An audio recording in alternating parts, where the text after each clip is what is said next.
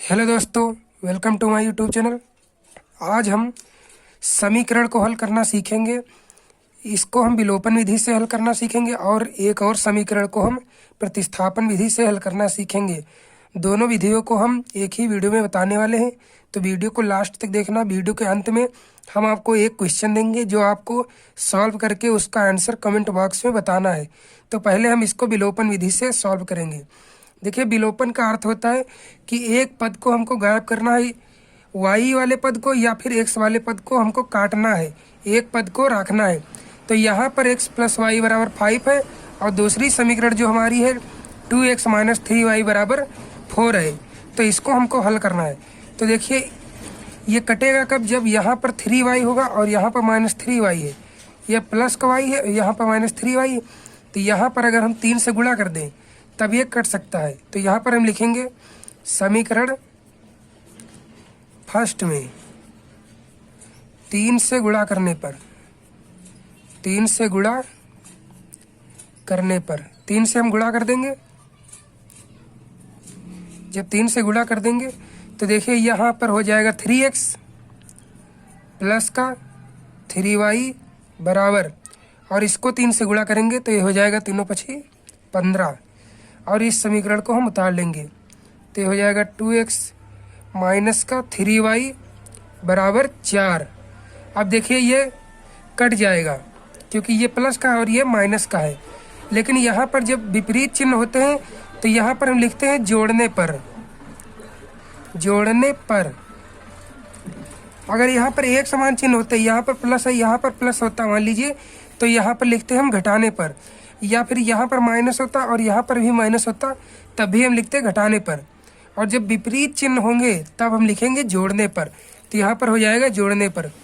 तो हम जोड़ लेते हैं, ये 3x और ये 2x हो जाएगा 5x बराबर, और 15 4 19 हो जाएगा।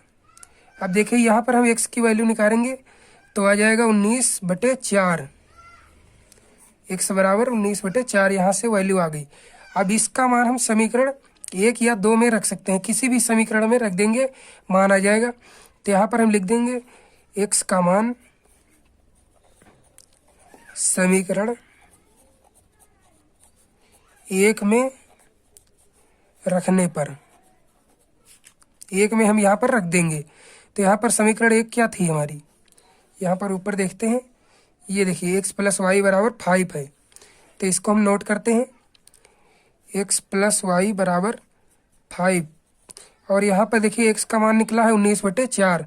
तो इसके स्थान पर लिख देंगे 19/4 और प्लस का y बराबर 5। अब इसके बटे 1 मान लेते हैं और इसको हम सॉल्व करते हैं। तो ये हो जाएगा हमारा 4, और यहाँ पर 19 प्लस का 4 का y से करेंगे तो हो जाएगा 4y और बराबर का 5। अब इसको हम सॉल्व करेंगे तो हो जाएगा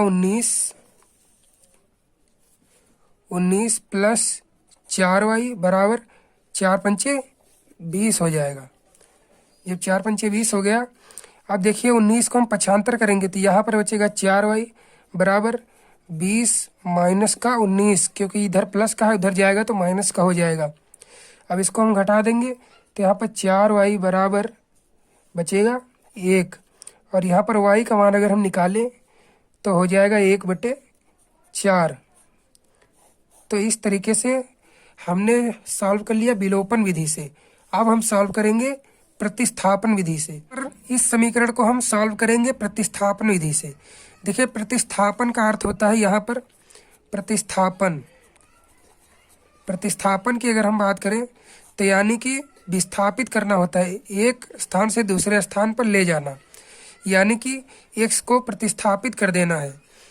तो इस तरीके से हमको प्रतिस्थापन विधि से सॉल्व करना है। तो इस 2 समीकरण को हम सॉल्व करेंगे। तो सबसे पहले हम क्या करेंगे, समीकरण 1 व 2 को हल करेंगे। तो मान लीजिए हम समीकरण 1 को हल करते हैं तो यहाँ पर हम लिख देंगे समीकरण 1 से, तो यहाँ पर 3x प्लस 4y बराबर 10 है, तो इसको हम लिख लेंगे 3x प्लस 4y बराबर का 10। अब इसमें हम x से y का मान निकाल लेंगे। तो मान लीजिए हम यहाँ पर x का मान निकालते हैं तो हो जाएगा 3x बराबर 10 और ये उधर जाएगा तो माइनस का 4y। इस तरीके से हो गया। अब यहाँ पर देखिए ये 3 जो है गुणे में है और इधर जाएगा तो बटे में हो जाएगा। तो यहाँ पर x बराबर 10 माइनस 4y अपॉन 3, ये x का मान निकल कर यहाँ से आ गया। अब इस x का मान हम रखेंगे समीकरण 2 में, क्योंकि हमने समीकरण 1 को सॉल्व किया है तो समीकरण 2 में मान रखेंगे। अगर 2 को सॉल्व करते तो समीकरण 1 में मान रखते हैं। यहाँ पर हम समीकरण 2 में रखेंगे। तो यहाँ पर हम लिख देंगे x का मान समीकरण 2 में रखने पर, समीकरण 2 में रखने पर। तो यहाँ पर समीकरण 2 हमारे पास क्या है, ये है 2x माइनस का 2y बराबर 2। अब इसमें हम x का मान रखेंगे। तो देखिए x का मान कितना है 10 माइनस 4y अपॉन 3। तो ये 2 को हम लिख देंगे और यहाँ पर ब्रैकेट लगाएंगे। मान कितना है 10 माइनस 4y अपॉन 3 और ब्रैकेट बंद। तो हमने यहाँ से x का मान रख दिया। अब यहाँ पर देखिए x का मान रख चुका है और बचा कितना है माइनस का 2y। तो माइनस हमने लगाया और यहाँ पर लिख देंगे 2y और बराबर 2 है तो 2 लिख देंगे। इस तरीके से हो गया। अब इसको हम सॉल्व करेंगे। तो यहाँ पर देखिए इसका हम गुणा करा दें अंदर की ओर, तो ये हो जाएगा 20 माइनस 8y और बटे 3, माइनस का 2y है तो 2y लिख देंगे, बराबर 2 है 2 लिख दिया। इतना समझ में आ गया होगा आपको। अब देखिए आगे हम सॉल्व करते हैं। इसका हम एलसीएम ले लेते हैं। यहाँ पर 1 मान लेते हैं और यहाँ पर एलसीएम 3 लेते हैं। तो ये 20 माइनस का 8y रहेगा और माइनस का 3 दूनी 6y हो जाएगा और बराबर 2। इतना सॉल्व हो गया।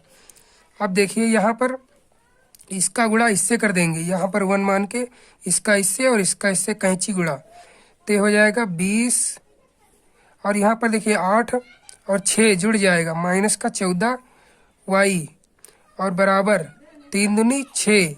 ये समीकरण बनकर हमारी आ गई। तो यहाँ से हम सॉल्व करेंगे।